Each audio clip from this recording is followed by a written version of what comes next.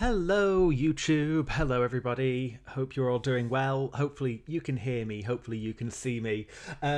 We are back with another live stream. It's been a little while since I've done one of these, but obviously, Eurovision is happening. It's actually happening. It's back.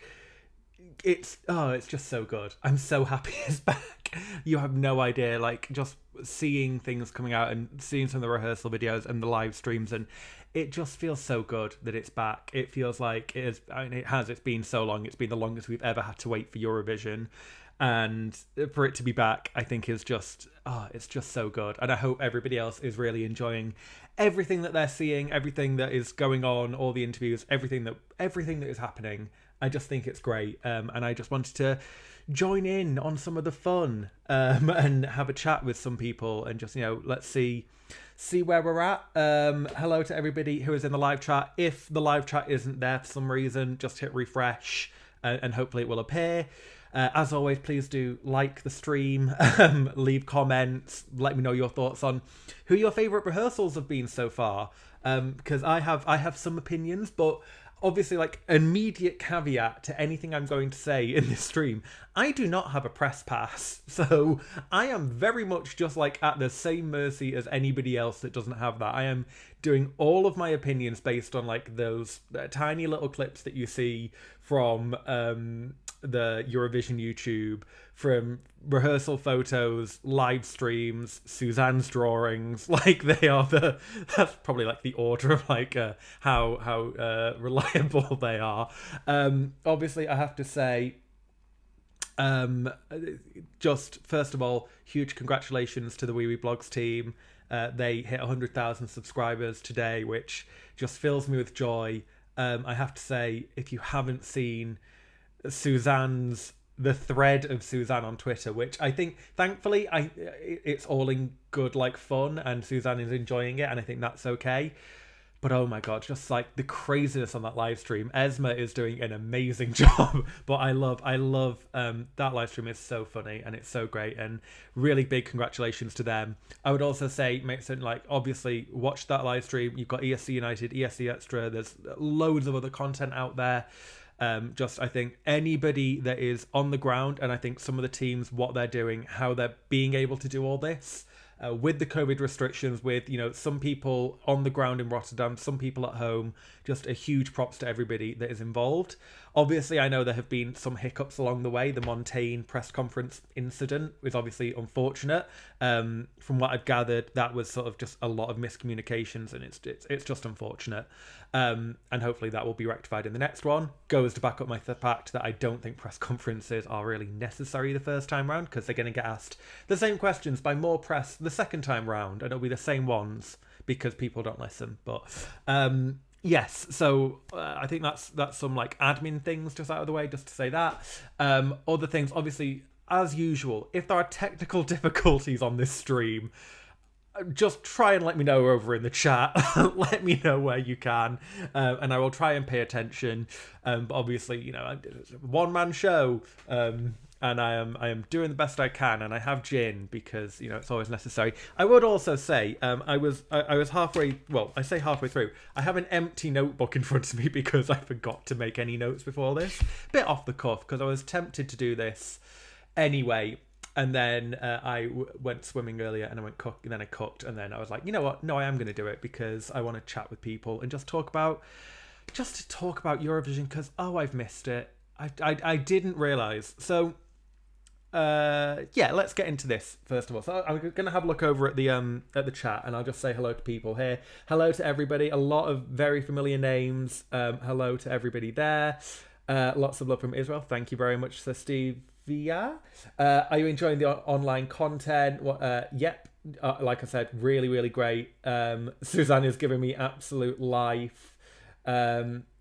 It's really, really great. And I think we've got people like people say Matt from ESC United, that whole group, Connor and Roy and Boris and the other people whose names I cannot remember, unfortunately, at the top of my head. Really, really great. And that's the thing, like, this is the thing, just overall, just everybody, I think, is just, like I said, everybody is just doing a really great job this year, and I'm really, really happy to see so much content and that everybody is doing it as safely as they can be. We've got plexiglass dividers between people on live streams. Like, I think they're really, really trying, and I think it's really great. And I just hope that all the delegations stay safe and everything. I want it to be a huge success where it can be. Ewan, yes, gin for the win, of course. This is, what type is this? I can't remember. It was, I got it for my birthday, so I've managed to make this gin last a while, considering I've had it for over a month now. So yes, people saying about the Montaigne incident. So, only 3 members of press in the press room showed up. And then I think there were other people who were filming, because I don't really know the layout this time, but I think there were people at the back filming, and that's where the picture came from, where it was just like Montaigne, obviously, who was very upset, understandably, at not being able to be there, and it just didn't. I don't know how many people were online in the online press room asking questions, so hopefully that helped a little bit, and I hope that it wasn't because of that. I think it was just the entire situation, probably just like I completely understand the entire situation would catch up with Montaigne, because it is like, I remember Eurovision 2016, I didn't go. So I'd been to 2015 and I couldn't go in 2016 because I didn't have enough money, effectively. I'd quit my job and had just started a new one. And I just remember it sucked so much, because like you build up and you get so excited for it, and then you can't go, and everybody know, all your friends, and I guess in Montaigne's case, all of her contemporaries are there, and they're able to meet each other, and they're able to do the interviews face to face and all that stuff. And it's just like, I could imagine it just being crushing. And like, I was a member of press, and to be an artist and to not get that experience, I think is really sad. I completely get also why she's like, I can't do it a third year, and I wouldn't put that on her to try and come back next year, and for SBS to like give her due, to be able to go and do it again, because I think that would be too much for any artist, unless you're Valentina Monetta, I suppose. But you don't want that potential heartbreak a third time. There's only so much. And as an artist, I think Montaigne needs to grow and develop. Hopefully, maybe, 3 or 4 years down the line, maybe, after a couple more albums, it might be the right time for Montaigne to come back. So hopefully she does get her moment. Or maybe she can come to wherever we end up in 2022 and just like be a guest and just like do things like the Wee Wee Jam and be in the press centre, and just to get some kind of experience like that. I think that would be really cool for her. So hopefully we'll get that. Will I go over all the semi-final rehearsals? I will not. I'm going to pick out some of the ones that I think a lot of people are talking about, and just some of the ones that have caught my eye. Because I think that generally, obviously, you have to remember with a lot of these, and a lot of the initial press reaction. So Ellie, if you're on Twitter, Ellie Maid, Dr. Ellie, amazing, does Party Pa up in Scotland, Eurovision party. Just great, and also is involved with ESC Insight, all that kind of stuff. Ellie's wonderful. She made a very good point about the fact that in the press poll, whoever wins the press poll tends to be the one that has surprised or exceeded expectations the most. So I remember, like, back in 2018, I think, like, Franca, Croatia, may have won or done very well in a press poll in the first rehearsals. Same, I think the Humans did very well that year. And neither of them qualified, but it was because I don't think anybody went in having expectations, whereas some of the others may have faltered a little bit, and just like, or not faltered, but just not like wowed everybody, or being like, well, that's the immediate winner. Like, obviously that's going to win. Because, you end up with somebody like a Fuego, where that did really well. And, it did really well, like, because it wowed us initially, and then it was obviously on that level above, and that was why Fuego came second. But yeah, I think just be aware with some of those things, and obviously, like, if a song finishes low down a press poll, that doesn't also mean that it's not going to do well. It just means that maybe it was a little underwhelming. Like, Duncan Lawrence probably didn't do well in his first press poll because there was a general sense of being underwhelmed, and in the end, actually, I think it did work out really well, and it did look really good. I still think that they could have maybe done a little bit more of the staging, but some of those shots really did eventually come together. And there were problems in the first rehearsal for Duncan, like the floating ball didn't really work, and all those kind of things. So just be aware, like, with some of the initial reactions from people on the ground, or, at home on the ground, just always temper your expectations a little bit based on that. Who gave me winner vibes? So let us have a think about winners. So I would say so far, and again, like part of this is, I wouldn't say like exceeding expectations, because I think that they were both, for me, in my top 10. Obviously it's Switzerland and Bulgaria today, which I think have really jumped up and really, I think, nailed it, where they weren't necessarily the favourite going in. You know, they weren't Malta or I suppose now France. And I think that they have done some very clever staging. I like the sound of what Switzerland are doing. And I hope that John's Tears can really just like keep on delivering that. I think that there is the potential. I'm seeing a lot of people saying, oh, it's really like Loïc Notet or Christian Kostov. Both performances I loved, and both ones that I think retrospectively, a lot of people are like, well, that should have won. And obviously there are a lot of people that want Salvador to win. A lot of people want Mons and Il Volo and all that. But there is always a contingent for those songs. The fact is that they didn't win, though. And that's what I'm always a bit like, is it just not on the level that Eurovision fans are going to love this, but will it necessarily reach through to the overall audience? So that's my slight concern there with Switzerland. Bulgaria, I think, is very exciting, and it gives me, to be honest, like everything that I'm hearing, it's giving me maybe a bit more accessible and current version of what Ieva was doing with her staging in 2018. Now, obviously, that's sacrilege for me to say that anything could be better than When We're Old, but I really think that Growing Up Is Getting Old, it's such a charming song, and I think that but everything that they've done with the staging seems very, very clever. I love the fact that they've got sand, and just like there's elements there that I think will really stand out on camera. And yeah, that's the potential. Could Bulgaria, it feels like we kind of, I think a lot of people, to be honest, and it's the same with Iceland, they wrote off Bulgaria and Iceland a little bit because they didn't enjoy these songs as much as they did the 2020 songs. I think that 10 years now seems to be getting a lot of traction behind it, because people are suddenly like, oh, that's what we wanted from Dawi Frere, and oh great, they've done really well. And I think it's almost the same with Bulgaria, that now that it's a fully realised thing, it's starting to come back to those songs. So both of those, I think, could do very well. I do think Bulgaria has a chance, maybe, of winning. I think that it could do very well on the televote. Malta, I think Malta's struggle, and it's a struggle, I think, for a lot of songs, is just the pink right now. Fair play to Destiny for standing up for the outfit. Good on you. And I think, you know what, if anybody is going to shame her for wearing that outfit, then just like, what are you playing at? I think there's I think everybody is going pink with backing dancers, it feels like. There's a lot of those female pop acts, and I think Malta will obviously qualify. I think a lot of the other ones will too, though. So that is a potential concern, that obviously, will it necessarily stand out? The song stands out. It sounds like they have things to work on. Obviously, I've heard like the Excuse My French, which I think is the key line of that song, is sort of just like in darkness, apparently, which doesn't make sense to me. So hopefully that gets rectified in the second rehearsal. That's the whole point of first rehearsals, though. They're there for the delegations to get a first run through on the stage, to make any tweaks if they want to, and just keep on making those improvements. There are caveats to that, which I will get onto in a second. Let's have a look over at the chat whilst we are going, because there's a lot of comments.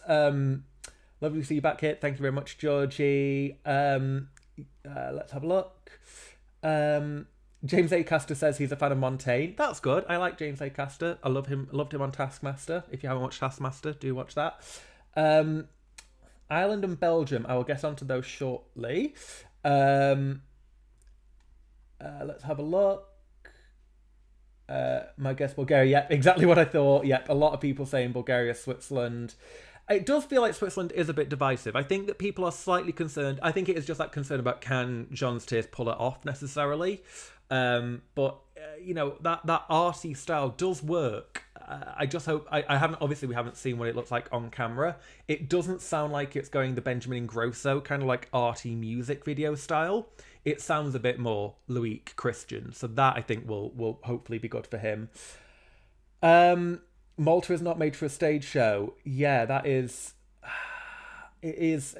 I think the music video is great, and there's so many amazing elements in that music video. You can't take them all to the stage. It was the same problem in a way that Toy had. Toy had a lot of great visuals in that music video, and it couldn't bring them all through onto the stage. And in the end, I wasn't necessarily a fan of the visual they chose for the stage. In the end, in Lisbon, obviously, I'm finally. It took me a very long time to come back around to Toy, because going in, Toy was genuinely like, I thought it was going to be a contender for one of my favorite Eurovision songs of all time, and then I think because it just really, I still don't think that it was the right performance to win. I think in the end, the song, I think it is great, but I don't necessarily think it was in the end the best package on the night. I think that there were better, but I have finally started to come around, and it's like I can move past that now a little bit. Taking me 3 years, but I'm finally there.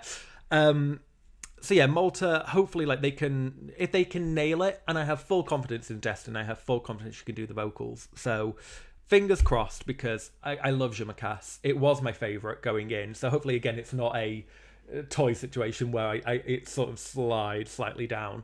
Right, people were asking about Belgium and Ireland as well. So Belgium, I think they've got a very striking visual from what I've seen with Geika's, I think that's how you say her name, her face just in the background. It feels like an evolution of what Senek was trying to do, and it needs to be an evolution of what Senek was trying to do, because that wasn't great. So yeah, I think that's I'm a fan of The Wrong Place. I really do like it. I still think semi-final 1 is going to be such a difficult group to qualify from, and it's the same for Ireland. Ireland sounds like they're trying to be really creative, which is exciting, and I hope that they can pull it off live. Leslie, I know that people are saying, oh, vocals this, vocals that. Ignore vocals first, rehearsals. If some people are capable of nailing it every single time, like Alina Nachaeva could nail it every single time, effortlessly, flawlessly. Some people save it the best till last. Salvador Sobral even was like, he played around with the song because he didn't want to have to rehearse it all that many times. There's no point necessarily. So let's see with that. But Leslie, I love maps. I really hope that, again, like, I think in terms of like Eurovision acts going forward, I think that Leslie Roy hopefully will stay part of like the Eurovision bubble, and that she'll keep on being involved, because yeah, she's great and I want to see her perform live. Please come to London and do Eurofest or something like that. I would love that. Other ones that I want to talk about. Pause for gin. I went back and doubled that. Ukraine, very exciting, really exciting. I was intrigued as to what they were going to do with Shum, and I think that, again, like now, Nova and Olympia, if you watch their stuff, their drag queen's really good. They were saying like, and I think it is true, if you have listened to the original version of Shum, I still don't necessarily like the new version as much, but I think that if you've never heard it, it doesn't matter, because I think that stage show and everything that's going to come together, it looks really exciting, and I think that could be one to watch for the top 10, definitely. Manisha, like, I think undoubted, like, it feels like undoubted PR star, and I mean that, I don't mean like it's all PR, I mean that like in terms of like goodwill and just everything that is going for her, Manisha, I just feel like is killing it, and a Russian woman looks really fun. I love what she's doing with the start, with like the Matrushka doll kind of outfit that she takes off into her boiler suit. Really, really fun and exciting, and I'm looking forward to that. Other people that I think have stood out over the last few days, by the sounds of it, I mean, I honestly feel like Portugal are going to qualify. I don't necessarily think that it sounds amazingly different to what they're doing, but it sounds like there's elements that are different. So I think that Portugal could qualify. It sounds like there's good noises. Senate, obviously the question, is Flo Rida coming? Yeah, he's coming. I don't think there was any doubt. I have a feeling. Here's the thing, if he wasn't going to come, I think he would have said something by now, and I think that they're going to keep it till a surprise. He'll turn up on the last day, and all he needs to do is just stand there and sing. To be honest, like, he knows how to perform on a big stage. At the end of the day, it's not like he is one of these on stage that is slightly newer or hasn't done big performances to camera necessarily as much. And we have seen some artists falter with that before. But I think that he'll just turn up. He'll hopefully get a COVID test. It'll all be fine. I honestly, part of me thought that San Marino were going to conveniently have a COVID scare or something maybe, and they would just have a live on tape ready where Flo Rida was there. Don't think that they'll do that now because it looks like they've actually come up with a stage performance and stuff. And obviously, I wouldn't wish that at all. But I'm just saying, it wouldn't have surprised me initially if they'd have turned up with bare bones staging. That would have been a flag for me. But yeah, I think Flo Rida will be there after he's done judging his bikini contest.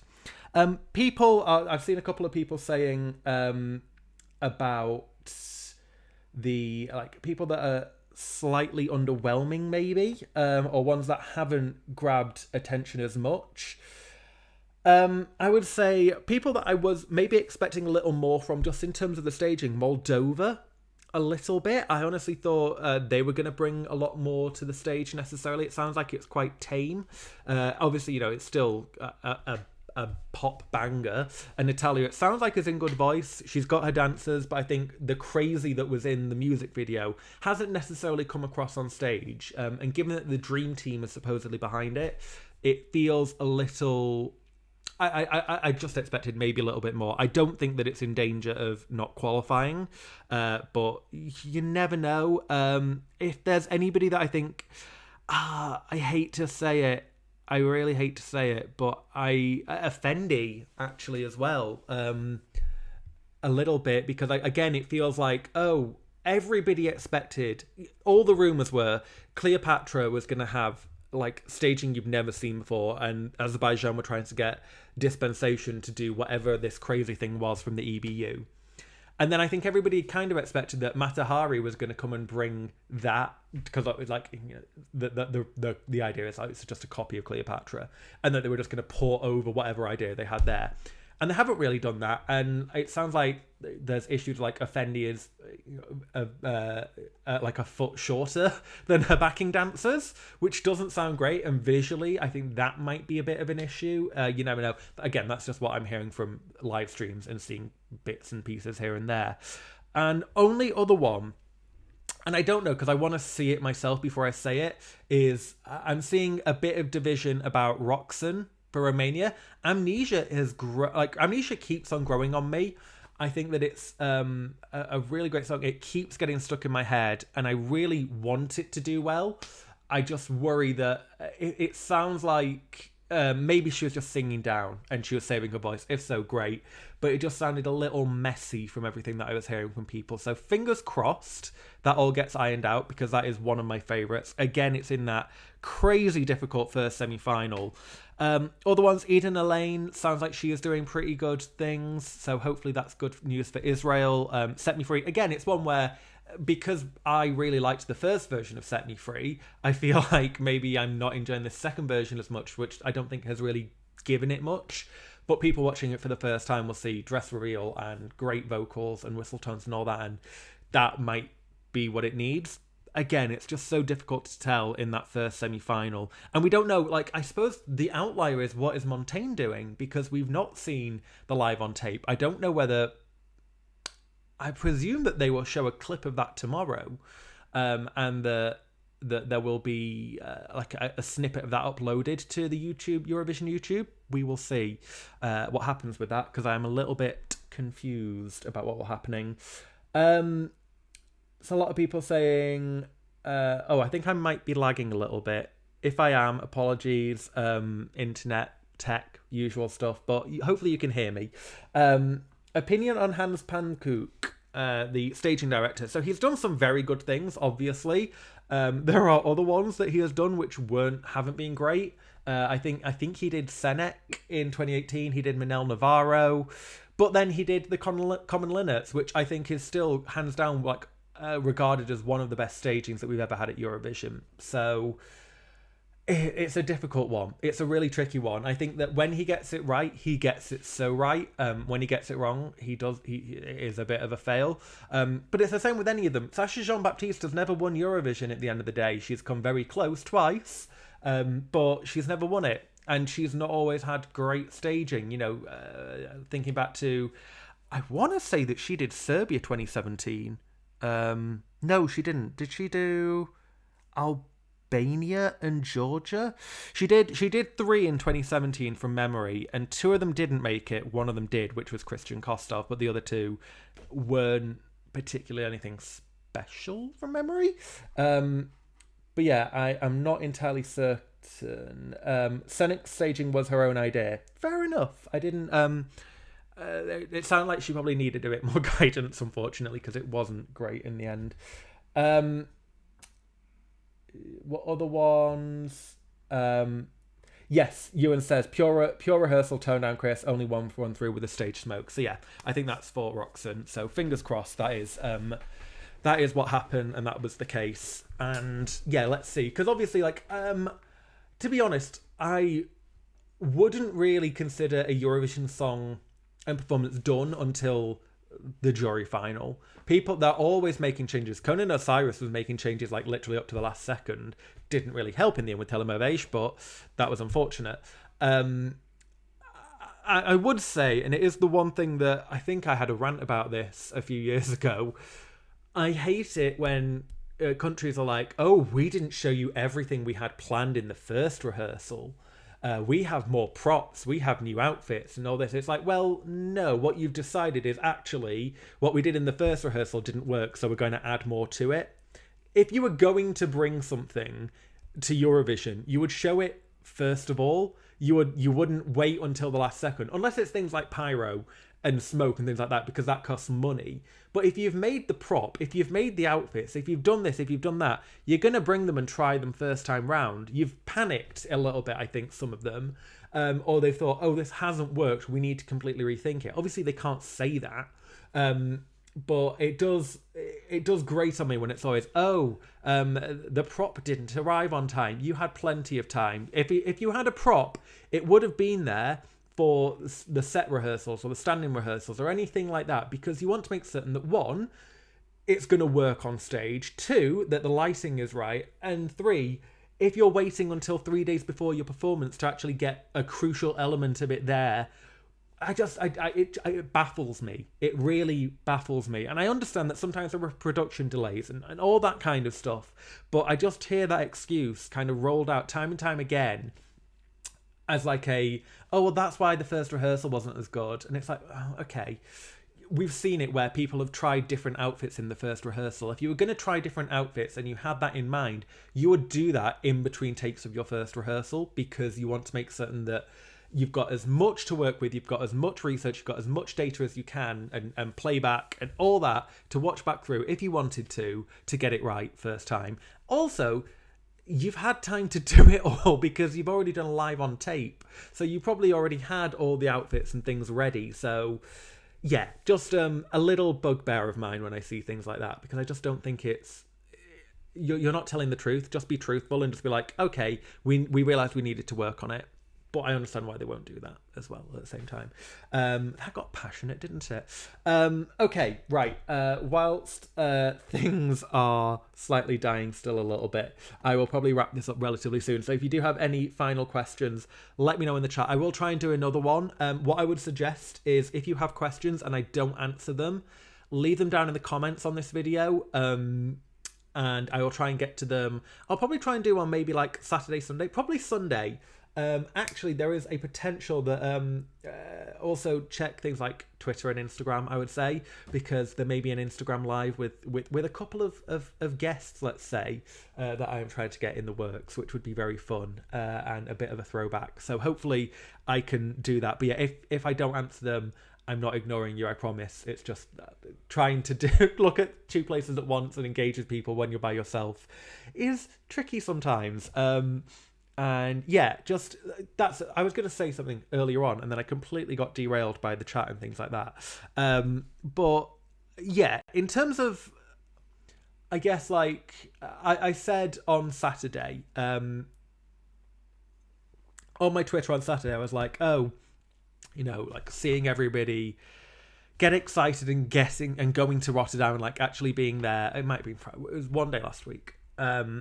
And I think, yeah, that Friday and Saturday, I was probably a bit down about it. Just a little bit. Just because I was like, oh, I do miss it. I really miss it. that's fine now. But there was a moment where I was like, you know what, I really do miss being part of that bubble, and it's just the experience and seeing people that I only get to see once a year, or in this case, like once every 2 years, or however long it might be, and actually being able to interact with them. It's something that I miss. I do miss it. So hopefully 2022, I don't know where, I don't know who, with, I don't know what it will be, but hopefully I will be able to go again, because I think I am in a much better place than I was in Tel Aviv. Certainly, I was in a good place in Tel Aviv, much better place than I was in Lisbon. But I think, there is that moment where I just sort of realised, I think I've moved past that like anxiety and stress level that it used to cause me. I think I would be able to enjoy it more and just chill. So hopefully, who knows? Maybe I will go back. I don't know. I haven't spoken to anybody about that. If I wanted to do that, I probably would still try and do this though, honestly, because I like having this and being able to do like my own little side projects. Maybe I'll go. I don't know. Maybe I can start a bidding war between Eurovision websites.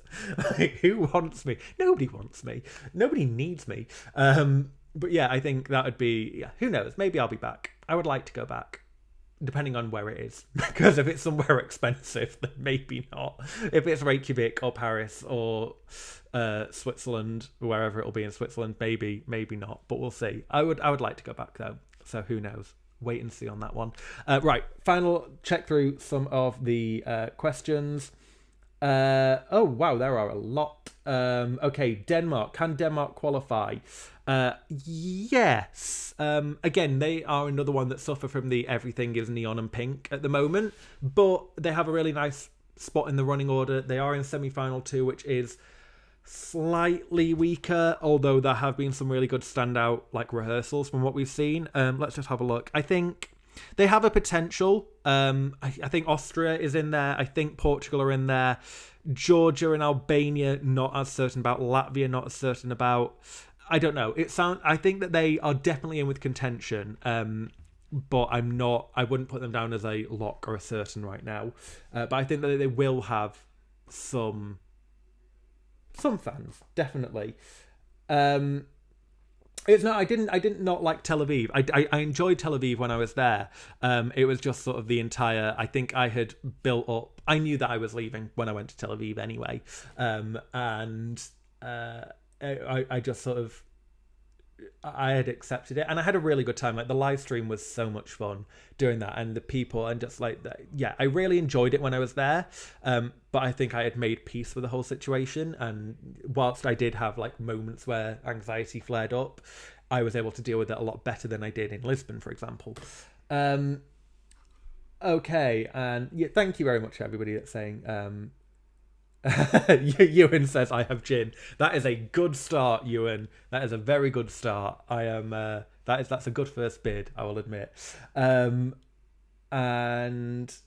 yeah, obviously George is saying, I wish we can go as that. Hoy, having the refund was awful. Feel really sorry for everybody that can't go, but safety first. Let's all get through this. Hopefully this next little bit won't be too bumpy, and then everything. Hopefully we are going to get through this, and next year we'll all be able to get back together, wherever it may be. Valletta, Sofia, hopefully will be a bit cheaper than some of the others, their potentials. I still think it could be somebody that we're not even talking about though. And it's happened before at Eurovision. Denmark 2000, I think, was 100-1 going in. And I think that they shocked everybody and won. So do not count anybody out. Somebody like Greece, it sounds like Stefania has got a really has a vision with her staging. So let's wait and see, because the juries could also throw everything up. Nobody thought Austria would be leading going into the televote in 2018. Nobody thought North Macedonia, as it actually turned out to be, would be leading going into the televote in 2019. It was Sweden on the show, but So yes. Okay, right. I think we will wrap it up here and now. As I said, if there are any questions, let me know down in the comments. Head over to my Twitter or Instagram. It's all linked somewhere in the description box. I really didn't drink a lot of this gin. Every time I want it, because I just like chatting with people. Yes, I am Very happy Eurovision is back. I'm very happy that there is so much content. I'm loving the live streams. And yeah, hopefully, Saturday, Sunday, let's say, there will be a stream, maybe on here, maybe on Instagram. I need to work it out with people. And I will catch you all soon. Be safe, be well, look after yourselves, be nice. Be nice to people. Be nice to fans that don't share the same opinion. Be nice to people. Be nice to the artists. Be nice to the people that are out there because they're doing a lot of hard work and they are sacrificing time and money and just so much to be out there. So please give everybody a lot of love because they are doing this out of the goodwill of their heart. Nobody really gets paid to go to Eurovision as far as I'm aware, so I certainly wasn't. And yeah, just be good, and I will catch you all soon, and I'll see you later, guys. Bye.